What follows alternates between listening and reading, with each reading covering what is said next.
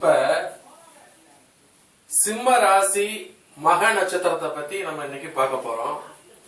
இந்த சிம்ம ராசி மக நட்சத்திரம் அப்படின்னா இதோடைய பலாபலம் எப்படி எல்லாம் இருக்க போகுது அப்படின்னு இன்னைக்கு நம்ம பார்ப்போம். இந்த சிம்ம ராசி மக நட்சத்திரம் அப்படிங்கிறது பொது பலாபலம். இந்த பொது பலாபலம்ல இது எப்படி அமையப்பட்டிருக்கு அப்படின்னு சொல்லி பார்த்தோம்னா, இந்த சிம்ம ராசி பாத்தீங்கன்னா காலச்சக்கரத்துக்கு அது 5வது ராசியா அமையப்பட்டிருக்கும். இந்த காலச்சக்கரத்துக்கு 5வது ராசியா இது அமையப்பட்டிருக்கு அப்படின்னா, இந்த சிம்ம ராசியில பிறந்தவங்க ஜோதிடம், ஆன்மீகம், கலை இதுக்குள்ள ஈடுபாடு இயற்கையிலேயே இவங்களுக்கு வரும். அதே போல மக நட்சத்திரத்துல இவங்க பிறந்திருக்கிறதுனால பாத்தீங்கன்னா ஆன்மீகத்துல நல்ல ஈடுபாடு வச்சிருப்பாங்க. அதே மாதிரி பாத்தீங்க அப்படின்னா ஆன்மீக ஈடுபாடு இருக்கு, ஜோதிடம் இதுக்குள்ள உங்களுக்கு வருது அப்படின்னா, இந்த ஜோதிடத்துல எப்படி பிரிவு வரும் அப்படின்னா, இந்த மக நட்சத்திரங்கிறதுனால மாயாஜாலம், கூடு விட்டு கூடு பாய்கிறது, இந்த மாதிரியான சித்து விளையாட்டுன்னு சொல்லுவாங்க. இந்த மாதிரி மேஜிக் தந்திரங்கள் சம்பந்தமானதுக்குள்ள பூராமே இந்த மக நட்சத்திரம் இருக்கு அப்படிங்கிறதுனால இந்த ஜோதிடத்துக்குள்ள அவங்க நிறைய இதுக்குள்ள போவாங்க, பரிகாரத்துக்குள்ள கூட இவங்க போவாங்க.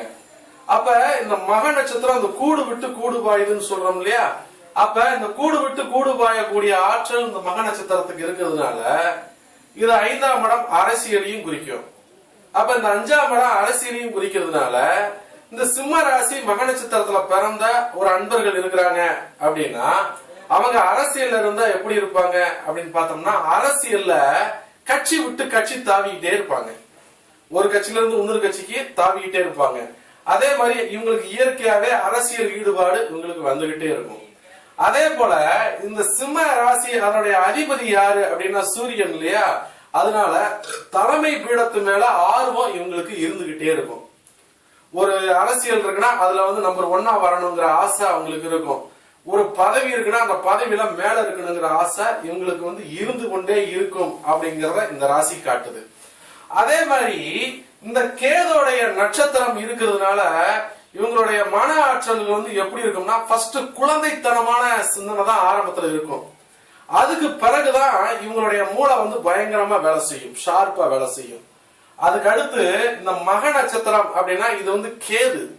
அப்ப இந்த கேதுங்கிறதுனால இது பூர்வ புண்ணியத்தை குறிக்கக்கூடிய நட்சத்திரம் அப்படிங்கிறதுனால பாரம்பரியத்தை தழுவியே இவங்க இருப்பாங்க. இந்த பாரம்பரிய சம்பந்தமான ஒரு விஷயம் இருக்கு அப்படின்னா அந்த பாரம்பரியத்தை பிடிச்சு இவங்க இருக்கக்கூடிய ஒரு அமைப்பு இவங்களுக்கு இருக்கும். பாரம்பரியத்துல எந்த ஒரு விஷயமா இருந்தாலும் அதை தொட்டுக்கிட்டே அதன் ரீதியில போயிட்டே இருப்பாங்க. அதுதான் இந்த மக நட்சத்திரம். அதே மாதிரி இந்த மக நட்சத்திரத்தின் அதிபதி கேதுங்கிறதுனால கேதுக்கு சொந்த வீடுங்கிறது கிடையாது. அப்ப இந்த கேதுக்கு சொந்த வீடு கிடையாது அப்படிங்கிறதுனால கேபி பிரகாரம் இந்த கேது புதனின் பிரதிநிதி. அப்ப இந்த புதனுடைய பிரதிநிதி அப்படிங்கிறதுனால இந்த புதன் இந்த ராசிக்கு 2-11 அதிபதியா வருவான். இந்த ராசிக்கு புதன் 2ஆம் வீட்டுக்கும் 11ஆம் வீட்டுக்கும் அதிபதியா வருவான்.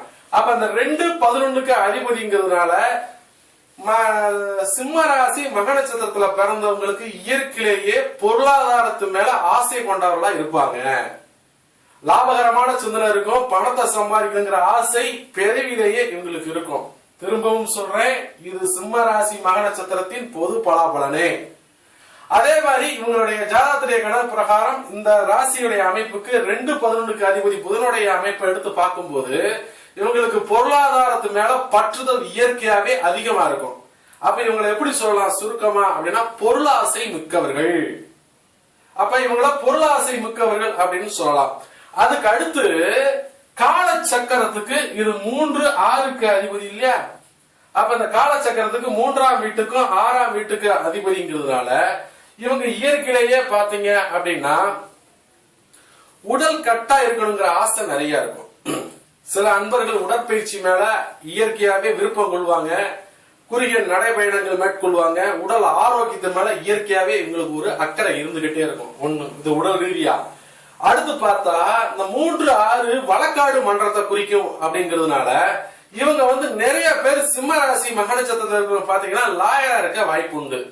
வழக்காடு மன்றத்தை சந்திக்கிறதுல இவங்களுக்கு ஒரு அலாதி பிரியமே ஏற்படும்.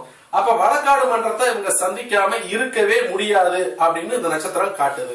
அதே போல 6ஆம் பாவகம் காலச்சக்கரத்துக்கு 6ஆம் பாவகம் மருத்துவத்தை குறிப்பதால் நிறைய அன்பர்கள் மெடிசன் சம்பந்தமான துறைக்குள்ள இவங்க இருக்க அதிகமான வாய்ப்பு இருக்கு. அப்ப மருத்துவர் ஆகிறதுக்கு கூட ஒரு வாய்ப்பு உண்டு. திரும்பவும் சொல்றேன், இது மக நட்சத்திரத்துடைய பொது பலாபலனே. ஏன்னா இந்த இடத்துல லக்கணம் கிடையாது, எதுவும் கிடையாது, இதை வச்சு மட்டும் நம்ம சொல்லக்கூடியது ஒண்ணு. அதே மாதிரி இதோடைய அமைப்பு இப்படி இருக்கு அப்படின்னா, இவங்க கேது திசையில இருப்பு கட்டி பிறந்திருக்காங்க இல்லையா? அப்ப அந்த கேது திசையில இருப்பு கட்டி பிறக்கும் போது நம்ம ஒரு அன்பரை பாக்குறோம். இப்ப ஒரு அன்பரை பார்க்கும்போது உங்களுடைய ராசி என்னங்கன்னா ராசியத்தான் ஞாபகம் வச்சுக்கிறாங்க, லக்கணம் இன்னும் ஏகப்பட்ட பேருக்கு தெரியல. அப்ப ராசிங்கும் போது இது கேது அப்படின்னா இதையும் தோராயமா ஒரு 5 வருஷம் போடுவோம் கேது திசை.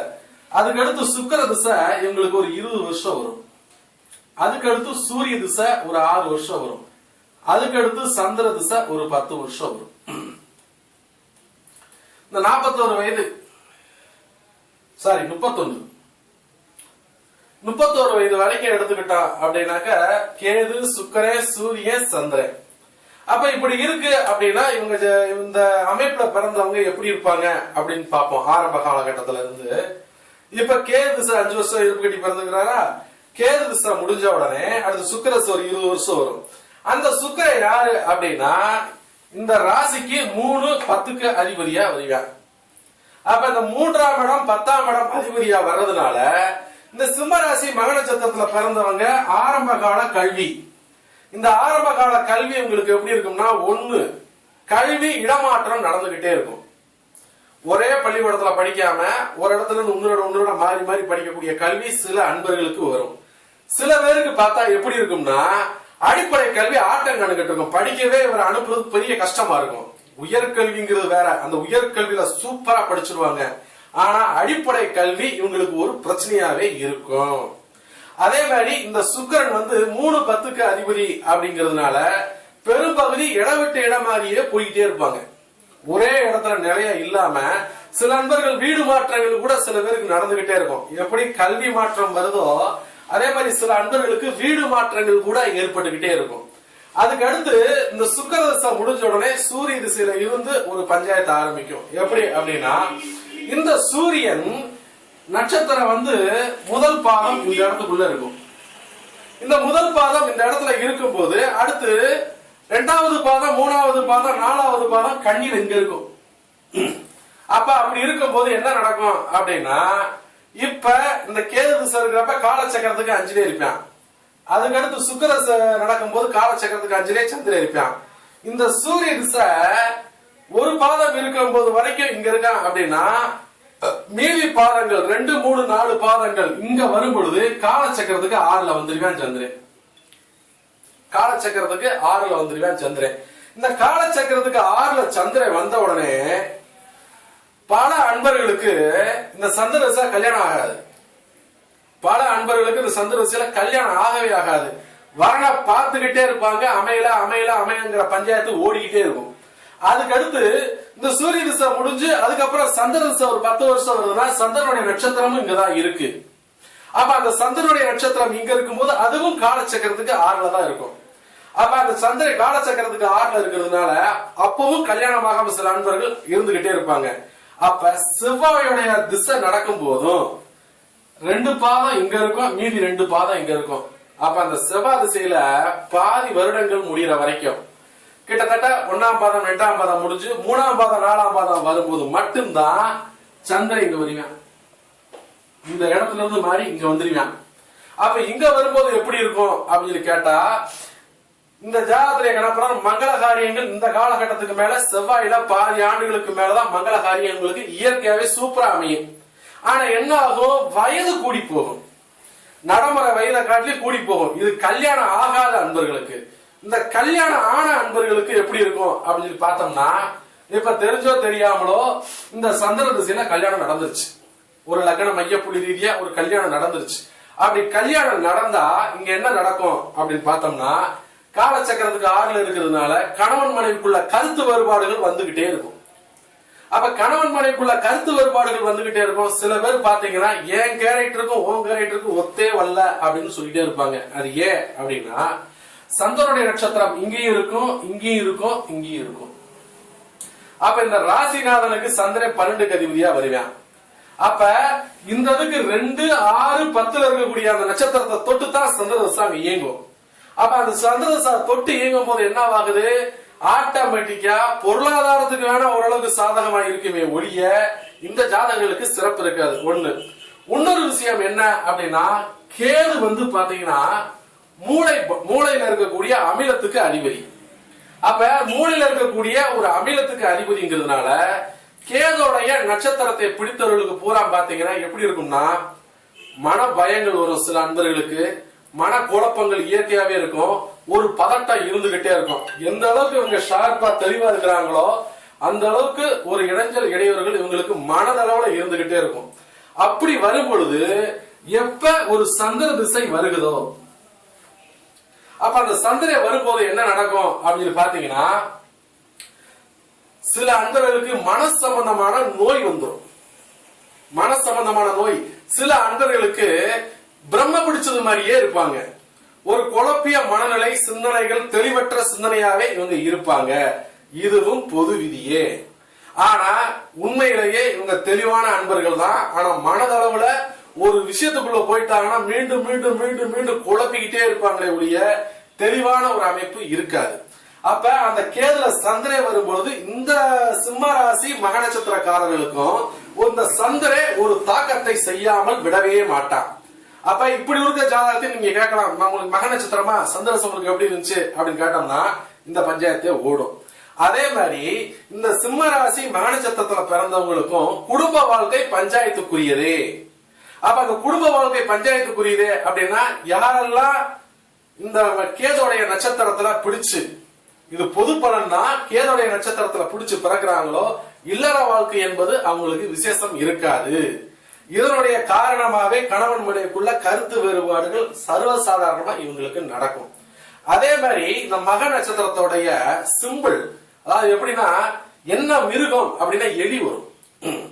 அதனாலதான் விநாயகரை வழிபாடு செய்யுங்கன்னு சொல்லுவாங்க. விநாயகருடைய வாகனமாக அது வரும்.